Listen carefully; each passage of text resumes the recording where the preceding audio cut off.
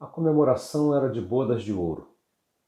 Acontecia num sítio, e nesse sítio as pessoas estavam espalhadas por lugares lindos, estavam passeando entre as árvores, vendo a cascata, tomando banho na piscina natural, até que alguém teve a ideia de chamar todos para ficarem juntos, porque cada um deveria dizer alguma coisa em homenagem àquele casal que comemorava.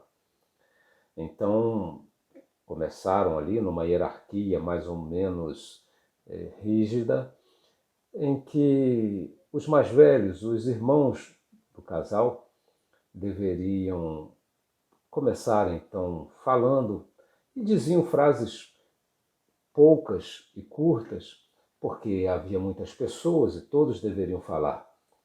E assim então foi passando daqueles para os filhos do casal e depois era a vez dos netos. E aí o neto mais velho disse apenas duas palavras. E essas duas palavras causaram um reboliço tal no local. Houve uma consternação de tal forma que parecia até que as águas do rio parariam de correr, que as árvores murchariam, porque o rapaz disse apenas assim: meus pêsames. Ninguém esperava essa ousadia, mas essa atitude de considerar um sacrifício extremo permanecer com alguém tanto tempo é uma atitude emblemática de uma concepção mais abrangente, de que suportar o outro da forma que a sociedade arranja é, no mínimo, algo antinatural, que causa males ao ser humano autêntico. Para analisar essa questão com um pouco mais de clareza, é claro que poderíamos lançar mão de muitos que escreveram a respeito do assunto na área da psicologia, da psicanálise, da sociologia, mas vamos analisar a visão filosófica de Adorno e também uma visão mais recente de Michel Degas. Esses não estão falando exatamente a mesma coisa, mas eles apontam numa mesma direção. Apontam para a desintegração das relações convencionais. Eles apontam para a ruína das conexões que amarravam as pessoas, amarravam as instituições, amarravam os sonhos, as esperanças. De fato, trata-se de um diagnóstico que coloca o mundo como algo que está se espatifando em mil pedaços. Adorno faz uma analogia com o mito de Odisseu e o canto das sereias. Quando Odisseu, sabendo que nenhum homem resistiria ao apelo encantador do canto das sereias, e avisado de que passaria pelo mar onde elas viviam, tomou cuidado de ordenar à sua tripulação que o amarrasse com toda a segurança, de modo que não lhe fosse possível escapar. Em seguida, ele determinou que todos eles tapassem seus ouvidos com cera suficiente para nada ouvirem até que atravessassem o mar das sereias. Eles deveriam remar, remar, mas Odisseu manteve o seu ouvido desimpedido para que pudesse experimentar o que nenhum outro homem antes experimentou e sobreviveu. Todos antes dele que ouviram o convite saltaram para o mar e ali se afogaram. Diz a Odisseia que ele ouviu e desejou ardentemente, desejou desesperadamente se desprender das amarras. Ele gritou por liberdade, ele implorou que respeitassem sua vontade, mas ninguém ouvia. Ele sabia que passaria por isso, sabia que desejaria e não poderia realizar seu desejo. Foi uma tortura que ele impôs a si mesmo, não foi o outro,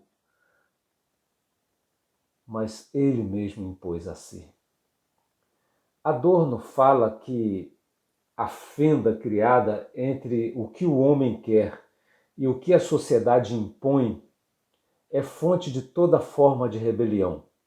Só que há uma percepção, por exemplo, de Degai, que coloca que essas amarras, elas são feitas pelas próprias pessoas, porque nós fomos criados para entender que deveríamos viver assim. Mas elas não são aleatórias, não são loucas, caóticas. Elas são sempre estratégicas, sempre reforçadas, sempre planejadas para manter a ordem das coisas. E para isso é preciso que os indivíduos se sacrifiquem em nome de uma totalidade maior, claro, aniquiladora da singularidade, tentando escapar dessa dor, de uma solidão abafada pelos sorrisos falsos de pessoas descontentes, conformadas. Volta e meia o homem se vê forçado a abrir aquela válvula de escape de suas pulsões e mergulha normalmente na arte, na fantasia, na criação de um mundo ideal, um mundo imaginário. A realidade é marcada por conflitos que podem ser percebidos em todos os cantos e latentes no íntimo de cada ser humano. Desde cedo aprendemos a ser tolerantes com esses enlaces a que todos somos constrangidos, a essas associações desnaturadas, às vezes feitas sob medida que quase nem percebemos. Outras vezes são tão forçadas que desde o início já causam desconforto. Mas toleramos. Aprendemos a tolerar o outro, a fazer o outro tolerar a nós mesmos, a tolerar que precisemos abrigar o outro, que precisemos comportar o outro e que precisemos nos adaptar ao outro e adaptar o outro a nós. Michel Degai fala da necessidade de revisarmos essa nossa noção de tolerância. Temos aprendido no decorrer da história a entender a necessidade de tolerância com a finalidade de permanecermos juntos, de suportarmos a presença do diferente, sempre com o objetivo de transformá-lo, de irmos nos padronizando. E assim, então, vamos nos tornando compatíveis com essas expectativas que criamos. Só que a liga usada para manter essa coesão, ela cria uma falsa espontaneidade. Mantemos uma união fantasiosa entre diferentes que são incompatíveis, mas fazemos de conta que somos uma unidade. É preciso nos libertar desta tensão, diz Degai. Deixar o outro ir, permitir o distanciamento. Adorno compara esse desatamento àquele que é provocado pela música ou pelo choro, que desatam a tensão, soltam, descerram os lábios, deixam livre a musculatura, nesse caso, deixam livre o ser humano. É preciso tolerar a separação em vez de tolerar um relacionamento forçado. Esse é o ponto. Esse é o ponto para o qual eles apontam. Partindo de questões de grande alcance, como políticas ou religiosas, cuja união é acusada de se dar à base da força, da educação que violenta, mas também pode ser por ideologias que maquiam as discrepâncias, é possível ver que ela chega às partes menores da sociedade, que nos faz repensar até o conceito de sociedade, pois temos de refazer a nossa ideia do que seria sermos sócios. Essa visão de tolerar a separação penetra nas relações familiares, nos coleguismos, nas relações trabalhistas, ainda que o foco maior esteja no campo político-religioso. E como seria de esperar, existe um foco especial dessa crítica que recai sobre o cristianismo. E por que recai sobre o cristianismo? É porque cada nação no passado tinha sua religião restrita ao seu povo. Os deuses eram deuses daquele povo, que eles criam que os defenderiam. Mas aí surge o cristianismo. E o cristianismo aparece com uma pretensão à universalização, à conversão de todo ser humano. A sua ordem é: ide por todo o mundo, a toda nação, tribo, língua e povo, até os confins do mundo. Apesar de muitos enxergarem nessa índole cristã a origem de grandes males sociais, porque os cristãos, eles tentaram criar uma unidade, tentaram acabar com as diferenças. De certa forma, veem os cristãos como aqueles que, primeiramente, desrespeitaram a separação. Então, veem essa noção cristã de unidade como origem de grandes males sociais. Mas é preciso lembrar que a orientação cristã original era diferente. Paulo, por exemplo, escreveu orientando que se deveria admoestar, advertir uma vez ou outra aquele que é tido por herege. Mas se ele se recusasse, deveria deixá-lo. Deixá-lo. Deixe-o, ele disse. Isso é muito diferente de forçar uma aceitação. O próprio Cristo orientou seus apóstolos a que se alguém não os recebesse, nem desse ouvidos às suas palavras, que eles, assim que saíssem daquela casa ou daquela cidade, deveriam sacudir a poeira dos pés, pois dali nada deveriam tomar. Ou seja, não deveriam roubar nada dali. Se eles não querem, então que permaneçam como estão. Agora, se não deveriam tomar nem a poeira daqueles que queriam se manter afastados, muito menos tomar o seu ouro, muito menos tomar suas posses, tomar seus corpos, os seus pensamentos, os seus ideais. Portanto, em seu fundamento, o cristianismo respeita o espaço interior e exterior, ainda que se veja obrigado a levar a sua mensagem, a sua proposta, a sua visão de redenção. Se no decorrer do tempo houve deturpação desta orientação, e sabemos que houve sim, as razões foram políticas, não religiosas, ainda que travestidas de religiosas. E ainda que apenas travestidas, elas têm grande apelo à mente popular, porque a religião lida com algo que ultrapassa a realidade presente. A religião tem apelo eterno, seja de salvação ou de perdição. A religião tem uma mensagem clara de convite à unidade, principalmente o cristianismo, não uma mensagem de distanciamento.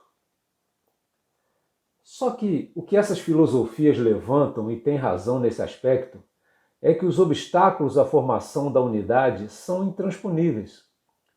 Nenhum otimismo pode esconder este fato que, inclusive, aparece como um prato composto de iguarias que não combinam e nada pode temperar de modo a desfazer esta desarmonia. Como se tentar unir tais elementos químicos criasse um veneno tal que não vale a pena insistir nisso. São ódios que vêm de gerações e gerações, são passados com acréscimo de novos fatores, colocando todos contra todos.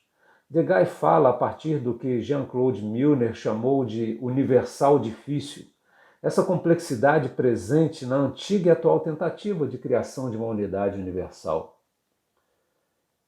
Percebe-se, além daquilo que já é tão claro, que as divisões comportam novas divisões e grupos cada vez menores se ressentem de não serem tratados de modo a terem suas diferenças contempladas. Eles se ressentem de serem confundidos com o todo, como se não tivessem uma identidade. Aliás, ele fala desse emaranhado identitário que obsta uma síntese. A isso ainda se deve somar que muitas dessas identidades são forjadas, mas mesmo de uma ou de outra forma, são identidades que se assumem E uma vez que são assumidas, elas conflitam com outras identidades que querem espaço, querem separação, querem tratamento personalizado. Parece que ninguém se contenta com ser considerado apenas ser humano, apenas humano, membro desse corpo que nos faz um. Sendo que isso não basta, nenhum movimento cultural, secular ou religioso será capaz de eliminar essa fissão que pulveriza a humanidade. Sem falar que cada um ainda cinge, divide a si mesmo. Assim, essa unidade de que tanto se falou é uma unidade que não foi, não é e não será. E esses filósofos vão além. Ninguém mais deveria ter o trabalho de tentar encobrir esta impossibilidade. É isso que se propõe. Não se deveria mais focar, não deveria mais haver nenhum projeto nesse sentido de fazer com que as pessoas se unam. Nem psicológico, nem projeto sociológico, nem religioso, nem humanista, seja lá o que for. Degas fala de uma percepção de que se deve renunciar ao desejo de unificação utópica, e isso levaria à renúncia da religiosidade como algo que providenciaria esta solução. Ele diz que a liderança religiosa deve admitir e renunciar à unidade universal.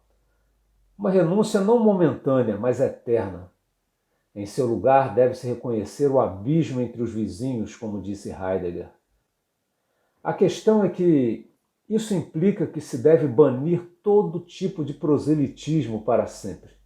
Nesta visão, o desejo de buscar por conversos soa como uma tentação pecaminosa e deve ser banida ainda na mente.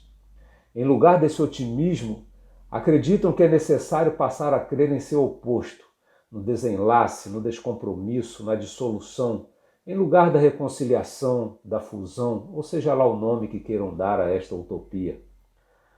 A nova tolerância deve abrir mão dessa sina pela unidade, dessa camaradagem à base de empurrões, no dizer de Theodor Adorno. Precisamos ser capazes de tolerar a verdade de que nunca fomos nem seremos um. Não seremos unos. É verdade que muitos tentaram forjar a unidade ao modo de Bismarck no processo de unificação alemã, quando afirmou: a unificação será feita a ferro e sangue. Mas não esquecemos o início de nossa análise. Por que tanto esforço para unificar? Será que não é porque o seu contrário pode ser ainda pior? Se não houvesse tantos mecanismos para nos atar, será que não teríamos nos afogado no mar das sereias? Há quem creia que, sem a força de leis ou outros mecanismos estatais, a sociedade se fragmentaria de modo benéfico. É como prega a visão anarquista, que acredita que os indivíduos se associariam de modo espontâneo, de modo saudável, naturalmente, respeitando o distanciamento confortável para si e para o outro, onde cada um em seu casulo poderia desconectar ou conectar quem ou o que quer que fosse, sem pretensão de eternidade, ou melhor, como na canção, eterno enquanto dure. Não há dúvida que precisamos concordar com muito desse diagnóstico de um mundo a se espatifar, e talvez irremediavelmente. Outra coisa, porém, é concordar que é por isso que devemos lutar, ou mesmo que contra isso nem devemos lutar. Seria o tempo de desistir do outro? Ou melhor, de descrer que temos algo com que ajudar o outro? Se não há nada a fazer, feito está. Será, contudo, que não há nada que devamos fazer? Será mesmo que o desejo de ajudar carrega um orgulho, uma prepotência, uma pretensão de superioridade? Não seria o caso de ajudar porque gostaria de ser ajudado, como na regra áurea? Mas guardando respeitosamente o direito do outro recusar? Voltemos lá às bodas de ouro. Seria esta união artificial? E as outras associações humanas seriam todas fantasiosas, mascaradoras de rompimentos e divisões irreparáveis? Adorno crê que a conciliação só pode ser percebida à beira da loucura. Eles falam como se isso fosse um tipo de delírio, de miragem que, uma vez desfeita, uma vez que se esfreguem os olhos, perceberão a fantasia que os guiou. E se tudo isso não for apenas uma teoria para desarticular, para desclassificar o que está posto? Mas se tiverem razão de que a humanidade não mais existe ou talvez nem tenha existido, que não tenha passado de um conceito abstrato, um conceito falacioso, pior ainda, pernicioso, e que cada um é o que quiser ser e qualquer tentativa padronizadora é uma aberração a ser recusada. Se devemos soltar as mãos que tentam trazer o outro, desatar os laços que os prendem a nós, baixar os olhos para não desejar o outro, seria o caso de não ter mais o que fazer? Se o homem pode dizer, está consumado, por que haveria de se assustar se Deus, dando as costas aos que deram as costas, desistindo dos que desistiram, rompendo com os que romperam, dissesse, está consumado também?